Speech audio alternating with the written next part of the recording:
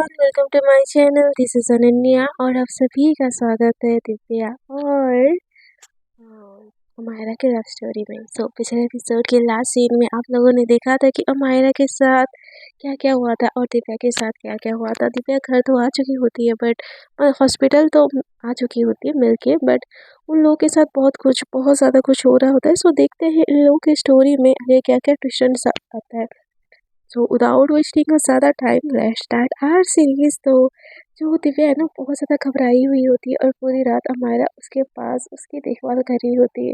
बीच बीच में जब अमायरा का भी हाथ ना दिव्या के ऊपर पड़ रहा होता है ना, वो बहुत ज़्यादा घबरा रही होती है। दिव्या की ऐसी हालत देखे ना अमायरा अंदर से बहुत ज़्यादा ब्रोक हो रही होती है। वो बाहर आती है और रोती है, फुट फुट के रोती है कि ये सब मेरी वजह से हुआ है। अगर मैं निहारने की इज्जत नहीं करती तो मेरी दिव्या भी सही होती। मेरी वजह से उसकी हालत हुई है। मैं अगर उसको घर जाने नहीं देती तो वो मेरे पास रहती तो सेफ रहती। सब मेरी गलती है, सब मेरी गलती है, ऐसे बोल के ना खुद को थप्पड़ थप्पड़ लगाई जा रही होती है। उसका भाई एकदम से आता है, उसके पास बैठता है कि हे हम बच्चा क्या कर रही है तू ये। तो वो बोलती कि भाई सब मेरी गलती है, मैं अगर दिव्या को इंडिया नहीं लाती तो मैं वो इसकी उसकी ये हालत नहीं होती। सब सब मेरी गलती है। मुझे ना जीने का कोई हक नहीं भैया। मैं बहुत बड़ी डेविल हूँ, मुझे मरना चाहिए, मुझे नहीं जिंदा रहना है, मैं जिंदा रहने के लायक ही नहीं हूँ। एकदम ना खुद को थप्पड़ थप्पड़ लगाई जा रही होती है। तो उसका भाई उसको ना एकदम से पकड़ता है, बोलते कि अम्मू मेरी तरफ देख, मेरी तरफ देख, मैं तुझे बोल रहा हूँ ना मेरी तरफ देख।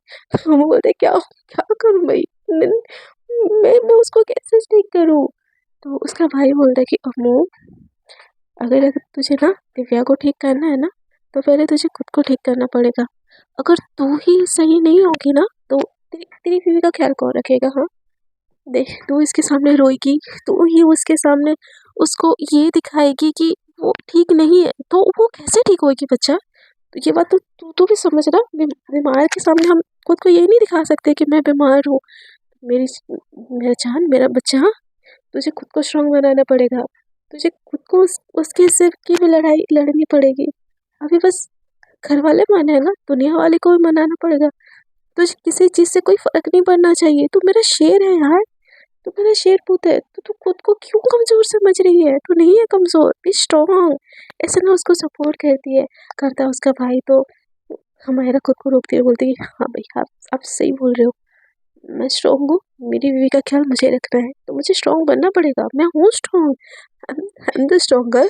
आई ऐसे बोल के ना उसके भाई को उसको हाँ करती है। उसका भाई उसको लाके कॉफ़ी देता है, अब मना करती है। तो उसका भाई बोलता है कि बच्चा तू प्रॉमिस की है ना, पहले तो खुद का ख्याल रखेगी। तो खुद का ख्याल नहीं रखेगी तो फिर दिव्या का ख्याल कौन रखेगा। हाँ ये लोग कॉफ़ी पिए, उसको कॉफ़ी देता है। दोनों भाई बहन आफ्टर लॉन्ग टाइम ना बहुत बातें करते हैं। उसका भाई बोलता है कि देख पूरी दुनिया तेरे खिलाफ हो जाए ना, तेरा भाई तेरे साथ है। हाँ मेरी गलती है, मैंने शुरू में नहीं माना और कहीं ना कहीं इन सब चीज़ों के लिए मैं भी जिम्मेदार हूँ। पर मेरा बच्चा मेरी जान, मेरे लिए बस तेरी खुशियाँ बेटर करती है। मुझे कोई फ़र्क नहीं पड़ता कि लोग मुझे हंसेंगे क्या बोलेंगे क्या नहीं, बट तू सही है ना, सब सही होगा, ठीक है। मैं तेरे साथ हूँ हमेशा। तो हमारा अपने भाई को बोलते हैं कि थैंक यू भाई, thank you so so much कि हम मेरे सपोर्ट में आ गए। ये भाई बहन ऐसे ही बात करते हैं, तभी ना दिव्या एकदम हाइपर होने लगती है। तो मैंने ना भाग के जाती बोलती कि ये बेबी इट्स मी, अम्मू क्यों अम्मू जान, प्लीज प्लीज रिलैक्स। दिव्या बोल रही थी नहीं नहीं नहीं, मुझे मुझे जाने दो यहाँ से, मुझे रहना ही नहीं है, प्लीज मुझे जाने दो, प्लीज प्लीज प्लीज ऐसे बोल के ना वो उसको खुद से दूर कर रही होती है। बट हमारा ना उसको छोड़ ही नहीं रही होती है। वो बोलती कि मैं तुमको किसी भी हालत में नहीं छोड़ने वाला, ठीक है ना। तुम मेरे साथ रहो, मैं सिर्फ ठीक कर दूंगा बच्चा। देखो मैंने तुमको ढूंढ लिया, तुम मेरे पास हो, तुम मेरे बाहों में महसूस हो। तो दिव्या बोलती है मैं तुम्हारे लायक नहीं हूँ, मुझे छोड़ दो, मुझे मुझे ऐसे जाना है। उसे बोल के ना बहुत ज़्यादा हाइपर हो रही होती। तो नर्स फिर से आती है और उसको नींद की इंजेक्शन देती है। हमारा उसके तरफ देख रही है और अपने भाई को बोलती है कब तक भाई कब तक। तो उसका भाई बोलता है कि हम इसको कल सुबह डिस्चार्ज करके घर ले जाएंगे, घर में सबका बिहेवियर देख के ना ये भी सही हो जाएगी, तू टेंशन मत ले, तेरा भाई है से तेरे साथ। तो वो बोलते हैं कि मुझे नहीं लग रहा है कुछ ठीक होगा, मेरी दिव्या अगर ठीक नहीं है मुझे कोई फर्क नहीं पड़ता उसके साथ क्या हुआ है, बट उसके साथ जो हुआ है उसके मुजरिमों को सजा तो मिलनी चाहिए भाई। मैं उन लोगों को नहीं छोड़ूंगी, उन दरिंदों को मैं मैं नहीं छोड़ने वाली। तो उसका भाई बोलता है बेटा मैंने ऑलरेडी उन लोगों को ना पुलिस के हवाले कर दिया है, तो उस चीज़ की ना टेंशन मत ले, ठीक है मेरा जान। ऐसे बोल के उसको तसल्ली देता है। बट अमायरा ना तय कर चुकी होती कि उन लोगों को ना सज़ा दिलाएगी ही दिलाएगी, क्योंकि उन्होंने उसकी बीवी के ऊपर हाथ डाला है और ये अमायरा के लिए बहुत ज़्यादा बड़ी बात होती है। तो अमायरा भी सोच लेती है। अगले दिन जैसे सुबह होता है ना, वो सामने ही बैठी होती है।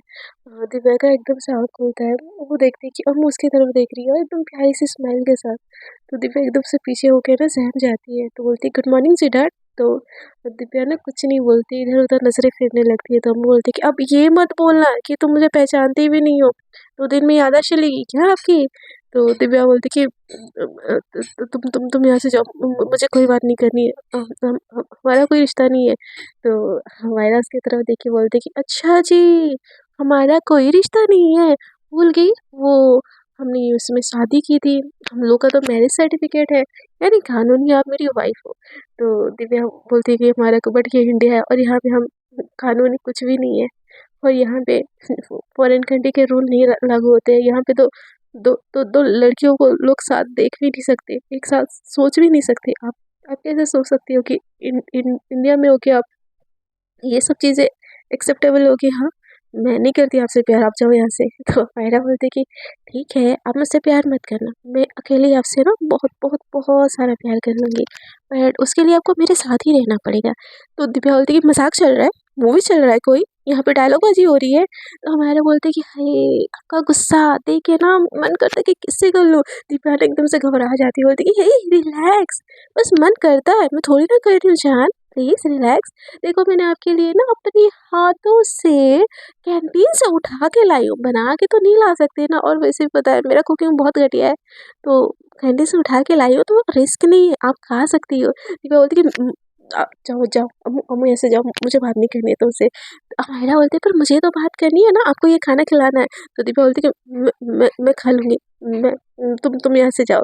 तो अमायरा बोलती कि ऐसे कैसे चली जाओ, चुपचाप से मुँह खोलो। तो दिव्या एकदम से गुस्सा हो जाती है, बोलती है बोला ना मैंने बोला ना हटो यहाँ से, मुझे नहीं बात करनी है, मैं मैं नहीं चाहती अभी ये रिश्ता, मैं ख़त्म कर रही हूँ। तो हमारे बोलते कि हेलो, तुमने बोल दिया मैंने ख़त्म कर दिया, रिश्ता है बेबी, हलवा थोड़ी ना है जो बोला ख़त्म हो गया। हाँ, तो वो को दिव्या देखती है और बोलती कि मैं आपके लायक नहीं हूँ।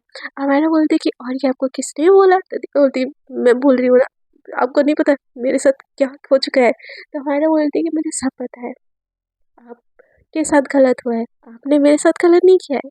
तो आपके साथ जो गलत किया है ना, उसको सज़ा मिलनी चाहिए, आपको जस्टिस मिलनी चाहिए। और किसने बोला जान कि आप मेरे लायक नहीं हो, इनफैक्ट मैं आपकी लायक नहीं हूँ, मैं आपकी पार्टनर होके मैं आपकी रक्षा नहीं कर सकी। तो मैं मुझे जो पनिशमेंट दोगे ना, मैं झेलने के लिए तैयार हूँ, बट प्लीज़ मुझसे मुँह मत फेरो। ये पनिशमेंट ना मैं बर्दाश्त नहीं कर सकती, मैं सच बोल रही हूँ, ये पनिशमेंट नहीं होगा मुझसे बर्दाश्त। चाहे तुम थप्पड़ लगा लो, चाहे तो मुर्गा बना लो। तो दिव्या बोलती कि आप मुर्गी हो। तो बोलती कि हाँ मुर्गी बना लो, चाहे तो मेरा गला दबा दो, चाहे तो मेरा जान ले लो, पर मुझसे प्लीज मुंह मत फेरो, प्लीज, मैं नहीं जी सकती, प्लीज एक चांस तो दे ही सकती हो ना मुझे। तो दिव्या बोलती कि आपको पता है ना सब चीज़। तो हम बोलती कि मुझे सब चीज़ पता है, मैं जानती हूँ मैं नहीं आपके दिल से ये सारी चीज़ें भुला सकती, ये सब चीज़ आपके लिए आसान नहीं है। जो दर्द मैंने आपको दिया है ना, वो मैं कितनी भी माफ़ी माँग लूँ, कितनी भी पैर पड़ लूँ आपके, वो कुछ कम नहीं कर पाऊँगी। बट कोशिश तो करने का मौका दो ना, एक कोशिश तो मैं डिज़र्व करती हूँ ना, प्लीज़। तो दिव्या ना उसकी आँखों से ना आँसू आते हैं, तो अम्मू उसको हग कर लेती है, जैसे ना दिव्या एकदम से ना अम्मू की बाहों में सिमट जाती है। अम्मू बोलती है कि प्लीज़ दिव्या कुछ खाना खा लीजिए प्लीज़। तो दिव्या बोलती है कि मुझे भूख नहीं है। तो अम्मू बोलती है कि ऐसे कैसे भूख नहीं है, चलो मुँह खोलो, मुझे कुछ नहीं पता। ऐसे करके ना वो जो सूप होता है ना, वो धीरे-धीरे करके ना दिव्या को खिलाती है। दिव्या फाइनली अम्मू की ना बात सुनने की हालत में होती है, उसको उसका दर्द होता है, बट वो अम्मू की भी बात सुन रही होती है, उसकी बाहों में ना खुद को सेफ फील कर रही होती है। जो कल रात तक उसको डर रही थी ना, उसको अच्छा लग रहा होता है।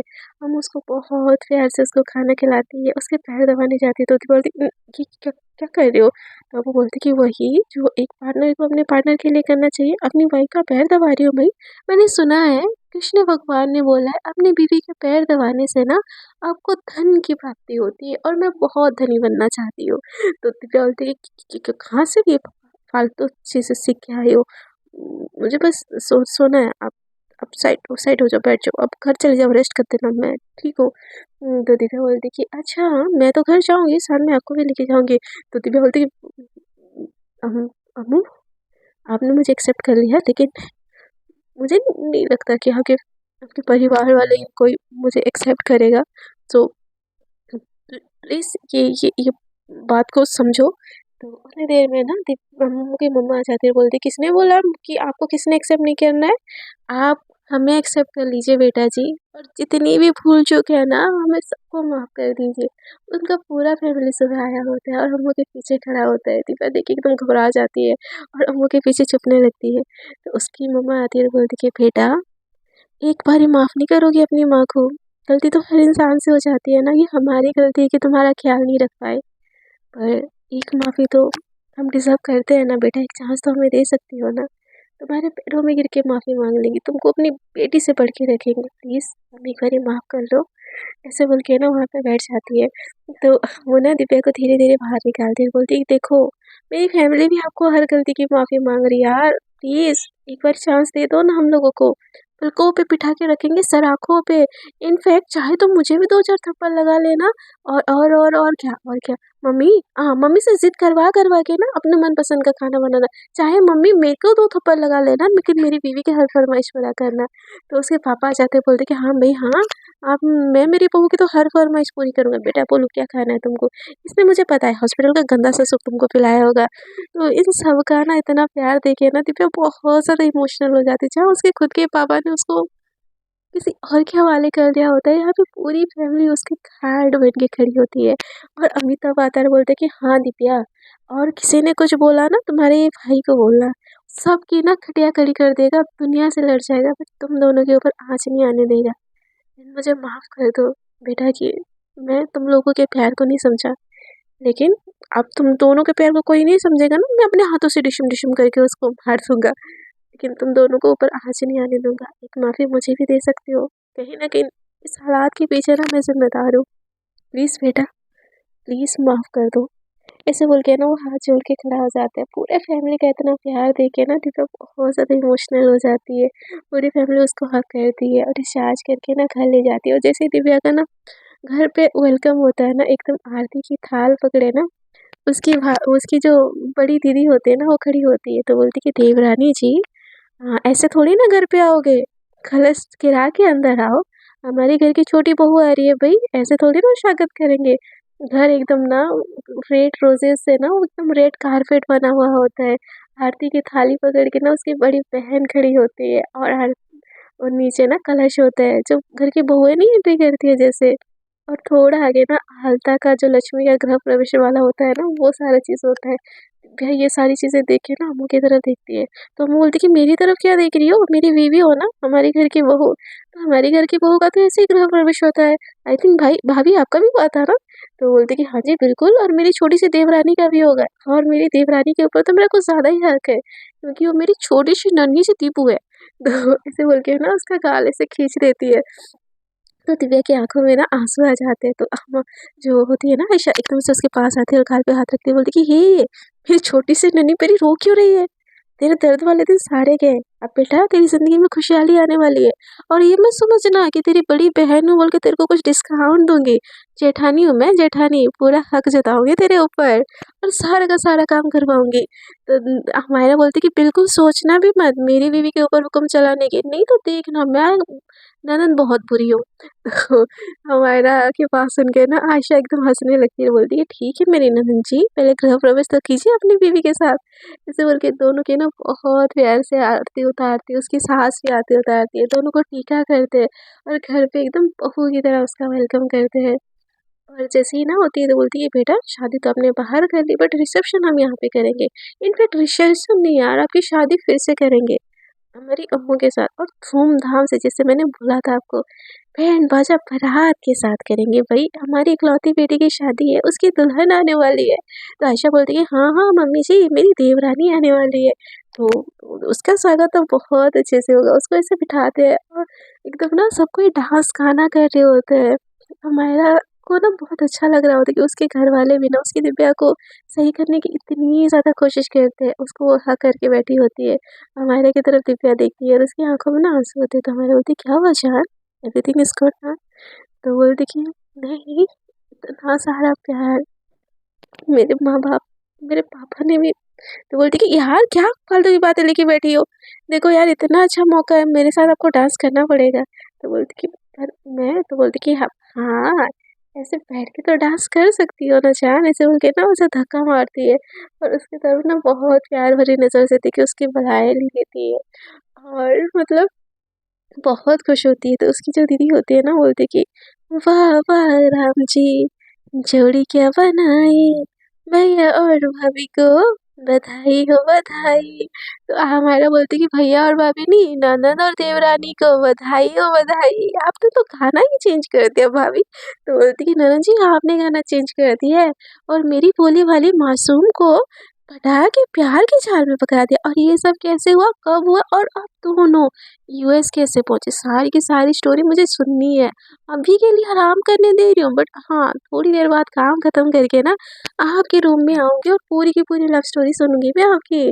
तो सारी फैमिली मेंबर बोलते कि हाँ भाई हाँ, हमको भी जाननी है कि आप दोनों जो दुश्मन बन के डिशुम डिशुम लड़ते थे, एक दूसरे के प्यार में कब गिरफ्त हुए। तो ये सुन के ना दिव्या थोड़ी सी शर्मा जाती है। तो उसके फैमिली वाले ना अब एक दूसरे की तरफ देख के ना मतलब बोलते कि हाँ सब ठीक है, आंखों ही आंखों में ना एक दूसरे को बोल रहे होते एवरीथिंग इज गुड। तो उसकी सास बोलती कि हाँ हाँ भाई, मेरी बहू और मेरी बेटी की लव स्टोरी तो जानने का सबसे पहला हक मेरा है।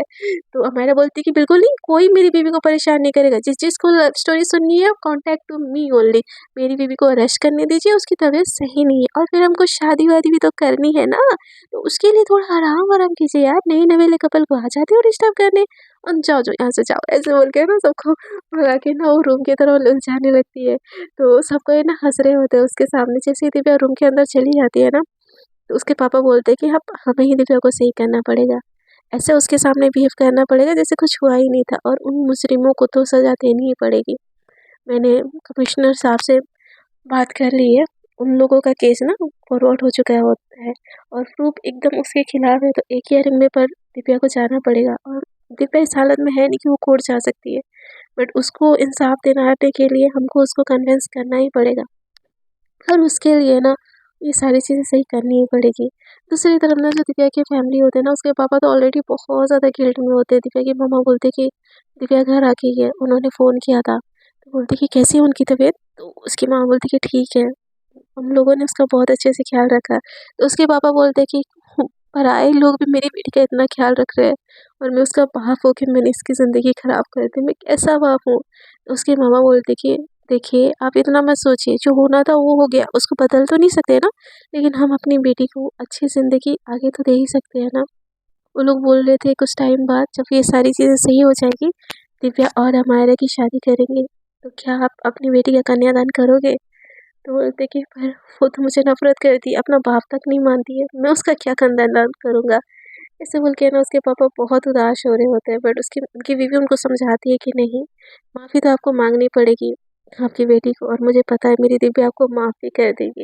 ये लोग ऐसे ही बात कर रहे होते हैं, 1 दिन कट जाता है, 2 दिन कट जाता है, थोड़ी-थोड़ी चीज़ें ना नॉर्मल होने लगती है। दिव्या भी थोड़ी-थोड़ी नॉर्मल खाना खाना, मतलब दूसरों के साथ बैठ के टीवी देखना, ये सारी चीज़ें कर रही होती है, बट कहीं न उसको उसके अंदर ना बहुत दर्द होता है और उसका केस ना फ़ास्ट फॉरवर्ड में एकदम पड़ा हुआ होता है। तो अमित देखा नहीं होता है और एकदम से घर के अंदर आता है और बोलता है कि पापा, पापा कहाँ हो आप? तो उसके पापा बोलते हैं कि हाँ बेटा बोल। तो वो बोलते हैं कि पापा वकील का फ़ोन आया था, वो केस ना फ़ास्ट फॉरवर्ड में पड़ा है, बट एक प्रॉब्लम है पापा, जो दिव्या है ना उसको गवाही देने जाना पड़ेगा कि उसके साथ।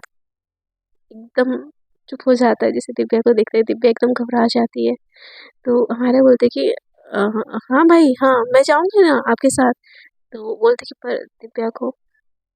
तो दिव्या सबकी तरफ देखती है, कोई कुछ बोल ही नहीं रहा होता है, वो अपने रूम में चली जाती है। तो बोलती कि क्या हुआ भाई, आप देख के तो बात करो ना कि सामने कौन है। तो अमीर बोलता है कि पर अमायरा, दिव्या को तो जाना ही पड़ेगा ना, उसको बताना पड़ेगा। तो अमायरा बोलती तो मैं अपने तरीके से बताती ना भाई, आप क्या क्यों हर चीज़ बिगाड़ देते हो यार? आपको ना समझ नहीं आती किसी चीज़ की। अमित को बस सब परे याद है। अमित बोलता है कि हद है भई, क्या कर दिया मैंने ऐसा हाँ? मैं तो बस बोल रहा था। तो आयशा भी आ जाती है, बोलती है कि अब में ना अकल नाम की कोई चीज़ ही नहीं है, बादाम खाया करो थोड़ी सी अकल आएगी। तो अमित बोलता है कि हद है भई, क्या चल रहा है यहाँ पे? शिव जी का डमरू हो गया, मेरे को सब आगे बजा के जा रहे हैं। तो उसका पापा बोलते हैं कि बेटा हम मर्दों के साथ ऐसा ही होता है, तू टेंशन मत ले, मेरे साथ भी ऐसा होता था, तेरे साथ भी ऐसा ही हो रहा है। इसमें बहुत बड़ी बात कुछ नहीं है, औरतों का ज़माना है, थोड़ा-सा ना एडजस्ट करना सीखो। तो अमित अपने पापा को देख के बोलता है कि सही बोला पापा आपने, बहुत कलयुग चल रहा है, मर्दों को यहाँ पे कोई डिमांड नहीं है, ऐसे बोल के वो भी बैठ जाता है। और दोनों बाप बेटे एक दूसरे को देख के ना हँसने लगते हैं। दूसरी तरफ ना दिव्या जाके ना चुपचाप बैठ जाती है, तो अमाया उसके पीछे-पीछे जाती है, बोलती है मेरी बेबी, मेरा शान, मेरा सोना, क्या हुआ? तो वो बोलती है कुछ नहीं बोलती है। तो अमाया उसके पास आके बोलती है कि बेटा, जिसने गलत किया उसको सज़ा तो मिलना चाहिए ना, और इतनी हिम्मत करके आपने फाइट करके उन्हें सर्वाइव अगर किया है, तो आप अगर अभी पीछे हट जाओगे तो गलत होगा ना जान, आपके लिए भी और आपके बाद भी। तो किसी का वो लोग शिकार कर सकते हैं ना, आपके साथ मैं हूँ, पूरा फैमिली है, बट क्या पता उस लड़के के साथ कोई ना हो। आपको अपने हक के लिए लड़ना चाहिए, आपको गवाही देने जाना पड़ेगा जान। प्लीज़ थोड़ा सा हिम्मत कीजिए, मैं आपके साथ हूँ, पूरी फैमिली आपके साथ है, कुछ नहीं होने देंगे आपको, थोड़ा सा हिम्मत कीजिए प्लीज़। ऐसे बोल के ना मायरा दिव्या को समझाती है बहुत ज़्यादा। तो दिव्या बोलती है कि ठीक है, मैं गवाही देने के लिए तैयार हूँ। मैं भी उन जानवरों को सज़ा देना चाहता हूँ, उस जानवर को और उसके पापा को, पर मैं अपने पापा को कैसे सज़ा दूँ? तो बोलते कि बेटा, आपके पापा को आपकी गलती, उनकी गलती का रियलाइज़ेशन है, और कहीं न कहीं आपके उनकी उन्हीं की वजह से आप सही हो। जब आपको पता चला ना आप सही नहीं हो, आपके पापा ने ज़मीन आसमान एक कर दी थी आपको ढूँढने के लिए। मैं तो हार मान ली थी, अपनी कलाई-वलाई काट के अपनी जान लेने की कोशिश कर ली थी। पर वो आपके पापा थे जिन्होंने हार नहीं माना, हर जगह जाके आपको ढूँढा, आपके लिए फाइट की, आपको अपने अपनी गोदी में उठा के हॉस्पिटल लेके गए। बेटा, कोई माँ-बाप बुरे नहीं होते, बस सिचुएशन बुरा होता है। हम नहीं समझते उनको, समटाइम वो नहीं समझते हमको। उनको जो लगता है कि वो जो सही सोच रहे हैं वो सही है और हम गलत। समटाइम हमको ऐसा लगता है कि हम जो सोच रहे हैं वही सही है और वो गलत। पर प्यार तो इक्वल ही होता है ना बेटा, वो कम नहीं होता है। तो मेरी जान, मेरा बेटा, मेरा बच्चा, एक मौका देना चाहिए आपके पापा को आपको, प्लीज़। तो बोलती कि मुझे नहीं बात करनी है पापा से, प्लीज़।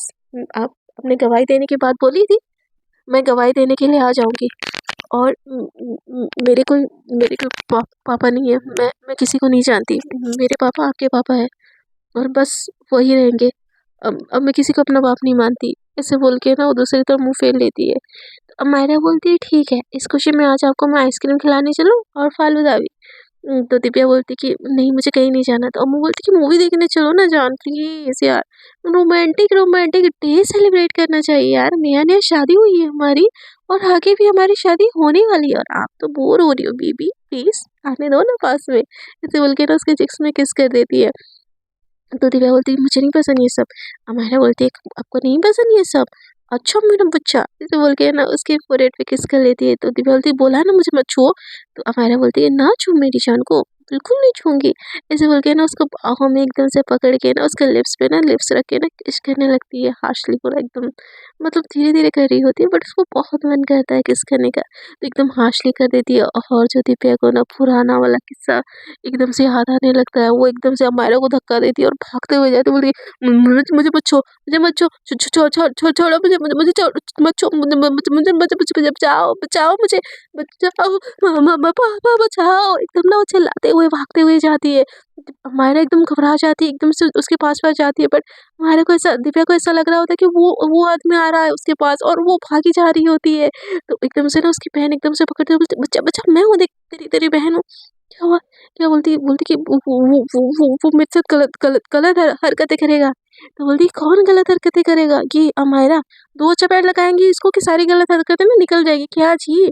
ननंद जी, इतना ज़्यादा आपको प्रेम उछल रहा है कि मेरी बेचारी बहन के ऊपर आप डाका डाल रहे हो, हाँ? तो अमायरा बोलती कि क्या भाभी कैसी बातें बोल रही हो? मेरी बीवी को मैं छू नहीं सकती। तो वो ना एकदम आँखों के इशारों में उसको बताता है कि पकड़ो। तो बोलते कि हाँ भाई हाँ, बहन, दोनों बहनों तो अब मिल गई है, मेरी बीवी का हाथ तक पकड़ूँ तो मेरी बीवी मारने को भागती है और आप हो क्या अपनी बहन का सपोर्ट किए जा रहे हैं, ननद की तो कोई इज़्ज़त ही नहीं है। तो हम तो हमारा की जो भाभी होते हैं ना बोलते कि हाय हाय हाय! कैसी इज़्ज़त! आप ना मेरे जीजू हुए और जीजू की को इज़्ज़त किया जाता है भला?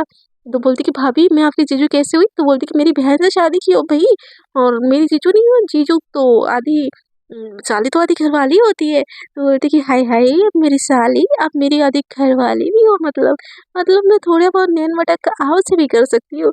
तो बोलती कि हाय हाय हाय! कैसी हरकतें कर रही हो? भाभी माँ समान होती है। तो तो हमारे यहाँ बोलती कि हाँ, हाँ, भाभी माँ समान होती है बट साली तो घरवाली समान होती है ना, तो क्या बोलती हो भाभी? आधी-आधी रतिया को आए आपके पास छुप-छुपा के। तो वो आयशा ना एकदम से उसको बोलती कि क्या बोले जा रहे हो? तो बोलती कि देखो दिव्या तुम्हारी बहन ही मेरे को इनवाइट कर रही है, अब मत बोलना। तो दिव्या जो सोच रही होती है ना इन लोगों की लड़ाई देख के वो भूल चुकी होती है, वो थोड़ा जो घबराना वो होता है ना एकदम भूल चुकी होती है। तो बोलती क्या क्या बातें की जा रही है ये सब? कोई साली-वाली नहीं है, वो आपकी भाभी है, माँ समान है और मेरी भी माँ समान है। ये सारी चीज़ें ना गलत है। तो हमारा वो एकदम से ना कान पकड़ लेती है दिव्या के सामने और बोलती कि मेरी बीवी जैसे बोलेगी ना वैसे ही होगा एंड आई एम सॉरी जान, मुझे ऐसा नहीं करना चाहिए था। अंदर से ना हर चीज़ का ख्याल रखूँगी। तो दिव्या बोलती कि नहीं, मुझे ऐसे रिएक्ट नहीं करना चाहिए था, मेरी गलती है। प्लीज़ आप मुझे माफ़ कर दीजिए। ऐसे बोल के ना दोनों एक-दूसरे को सॉरी बोलते। उसकी जो बहन होती है ना दोनों की फ्लायर ले लेती है। बोलती है दोनों ना ऐसे ही खुश रहो हमेशा। कुछ पीना है मिर्चा आपको? लेके आऊँ कोल्ड कॉफ़ी वग़ैरह आपके लिए? तो बोलती कि जो हमारे बोलती कि भाभी ये पकोड़ा बना देना, अदरक वाली चाय बना देना और साथ में ना केचअप भी ले आना और थोड़े से ना नट्स वग़ैरह भी ले आना और थोड़े से क्या बोलते हैं रात के लिए आलू के पराठे बना दोगे? तो हमारे की तरफ उसकी भाभी बोलती क्या बोला आपने? बोलती कि वही जो आपने अभी सुना पकोड़े, थोड़े से आलू के पराठे, चटनी वग़ैरह-वग़ैरह। तो बोलती कि हाँ, मैं आपको काम वाली बाई दिखती हूँ ना ननंद जी? चुपचाप से आके किचन में हेल्प कीजिए मेरी। तो बोलती कि अरे भई देवर होता तो क्या हेल्प करने के लिए बोलती? तो उसकी जो आयशा होती है बोलती कि देवर होता ना कान पकड़ के ले जाके उसको बेलन पकड़ा के ना रोटी बनवाती मैं। तो बोलती कि भाभी आप ना बहुत दुष्ट और चालाक हो। तो बोलते कि हाँ, वो तो मैं पैदाइशी हूँ ननंद जी, आपको तो अभी भी पता चल रहा है। ऐसे बोल के ना हँसने लगती है। इन लोगों की ये जो नोक-झोंक देख के ना जो दिव्या का माइंड डाइवर्ट हुआ होता है ना, वो भी एकदम हँसने लगती है। बोलती है दीदी मैं आपकी हेल्प करवा देती हूँ, चलिए। तो बोलती कि नहीं, नहीं आप क्यों हेल्प करोगी महारानी जी, आप तो हमारी नई नवेली देवरानी हो। आपका काम है आराम करना, आपके पति को भी थोड़ा-सा काम करवाइए भई, वो बस जो सोते हैं दिन-रात। तो आयशा को ना माहिरा बोलती कि भगवान ना ऐसी ज़हरीली भाभी ना किसी को ना दे। तो बोलती कि आय हाय हाय! मेरे को ज़हरीली बोला? तो बोलती कि हाँ, प्यारी तो आप बिल्कुल हो नहीं तो ज़हरीली ही बोलूँगी ना। तो जो दिव्या होती है बोलती है दीदी प्लीज़ छोड़िए ना मैं हेल्प कर देती हूँ। तो बोलती कि हुमायरा बोलती कि आप क्यों हेल्प करोगे भई? मैं हेल्प करूँगी मेरी भाभी को और हम तीनों मिलके चलिए कुछ चटपटा-सा बनाते हैं आज खाने में। ऐसे बोल के ना तीनों ननंद-भाभी ही खाने के लिए चले जाते थे। उतनी देर में ना अमित भी आ रहा होता है। तो बोलते हैं कि हाँ, चलिए गर्ल्स गैंग की सवारी। तो बोलते हैं कि आज सब मिलके ना हम खाना बना रहे हैं। तो अमित बोलते हैं तो फिर मुझे भी इनवाइट करो भाई, मैं भी अच्छा खाना बना लेता हूँ। तो हुमायरा ना अपने भाई की तरफ देखती है, आयशा भी अपने भाई की तरफ देखती है, बोलती कि आज सूरज कौन से दिक से निकला है भाई? तो बोलती कि क्यों क्या हुआ? तो बोलती कि आयशा बोलती कि आप 1 कप कॉफ़ी बनाना आता नहीं है आपको? खाना बनाओगे? तो अमित बोलते कि हेलो ऐसी बात नहीं है ladies, I am the maker of Horlicks. तो बोलते कि पर यहाँ पे हॉर्लिक्स किसी को नहीं पीना है भाई। तो बोलते कि ठीक है, अब तीनों ही बैठो, मैं तीनों के लिए ना मस्त सा कॉफ़ी बना के आता हूँ, अगर नहीं बना के लाया ना तो मेरा नाम भी अमित नहीं है। तो अमित की बात सुन के ना जो मायरा होती है ना आयशा को आँख मारती है, बोलती कि हाँ, हाँ भैया साथ में पकौड़े भी बना के लाना। चलिए भाभी हम मूवी देखते हैं। तो ना वो अपनी भाभी का दिव्या का हाथ पकड़ के ना ले जाती है। तो बोलती है अरे तुम्हारे भाई को नहीं आता। तो बोलती है छोड़िए ना भाभी, भाई एडजस्ट कर लेंगे। मतलब जैसे-तैसे तो बना ही लेंगे, थोड़ा बहुत उनको भी मेहनत करने दीजिए ना। बस ऑर्डर झाड़ते रहते हैं, उनको पता चलेगा कि किचन में कितनी मेहनत लगती है। ये तीनों ना एकदम तिकड़ी बना के ना अमित को एकदम से ना भेज देते किचन में। बेचारा अमित जैसे ही किचन में जाता है ना, उसको ऐसा लगता है भई कौन से पानीपत के युद्ध में आ गया। वो देखता है किचन को थोड़ी देर, बोलता है कि यार मैंने क्यों बिच्छू के ऊपर पाँव रख दी, मुझे तो सच में कुछ नहीं आता। नहीं आता क्या भई, इज़्ज़त का सवाल है, मैं इन लोगों को कॉफ़ी बनाकर नहीं पिलाया ना तो मेरा नाम भी अमित नहीं। ऐसे बोल के ना यूट्यूब निकालता है, यूट्यूब में देखता है, बोलता है कि हाँ, नहीं तो बहुत आए गर्ल्स गैंग बनाने के लिए, बॉयज़ गैंग भी कम नहीं है। भई ऐसे बोल के ना जैसे ही कॉफ़ी बनाने लगता है ना, उसकी मम्मी आ जाती है, बोलती है, "बेटा तू यहाँ पे क्या कर रहा है?" बोलती है, "मैं आज कॉफ़ी बना रहा हूँ गर्ल्स गैंग के लिए और आप भी जाओ मम्मी बैठो, पापा को भेज दो।" तो बोलती है, "पापा को भेज दूँ?" तो बोलती है कि आज खाना घर के मर्द बनाएँगे और घर के लेडीज़ आराम करेंगे। ऐसे बोल के ना अपनी मम्मी को, "जाओ, जाओ, जाओ मम्मी।" तो बोलती है, "बट बेटा तुमको तो कुछ आता ही नहीं है।" तो मम्मी तो बोलते हैं, "मम्मी पापा को भेज दो ना, हम सँभाल लेंगे, आप जाइए, जाइए बैठिए।" तो बोलते हैं कि, "पर बेटा" तो बोलती कि, "नहीं मम्मी चाहिए, चाहिए।" ऐसे बोल के ना अपनी मम्मी को बाहर भेज देता है वो। उसकी मम्मी आती है और उसके पापा को बोलते हैं, "जाइए आपका बेटा किचन में बुला रहा है।" तो बोलते, "क्यों?" बोलती कि, "वो आपका बेटे को आज किचन में ना खाना बनाने का शौक वो चढ़ा रखा है। बोल रहा है कि आज लेडीज़ आराम करेंगे और जेंट्स खाना बनाएँगे।" तो उसके पापा ना एकदम से गुस्सा हो जाते हैं, बोलते कि, "पता नहीं ये गधा को क्या-क्या सोच रखा है भाई, खुद तो मरेगा, मरेगा साथ में मेरे को भी लेके मर रहा है।" ऐसे बोल के ना गुस्से में वो भी किचन में चले जाते हैं। और सब लेडीज़ मिल के ना हँसने लगते हैं। सो फ्रेंड्स आज की स्टोरी इतनी ही। यार मतलब स्टोरी में लव स्टोरी ऐड होती है बट फैमिली स्टोरी भी थोड़ी बहुत ना ऐड होनी चाहिए ना। तो थोड़ा-सा आज मैंने फैमिली वाला डाल दिया तो आपको अच्छा लगा हो ना तो प्लीज़ स्टोरी को लाइक, शेयर एंड कमेंट कीजिए। एंड व्यू बहुत ज़्यादा कम रहा है यार, ऐसे करोगे ना तो कैसे चलेगा यार। एक तो मैं सदियों बाद स्टोरी लाती हूँ, कम से कम 1 दिन तो मेरे को दे दो यार प्लीज़। एंड मेरी स्टोरी को सुनते रहो। आज के लिए इतना ही। और अच्छा लगे तो कमेंट सेक्शन में बताइएगा, बुरा लगे तो गालियाँ जी भर के दीजिएगा, एकदम खुली छूट है आपको। And good night, take care, please subscribe and don't forget to subscribe and share. Bye, take care, good night.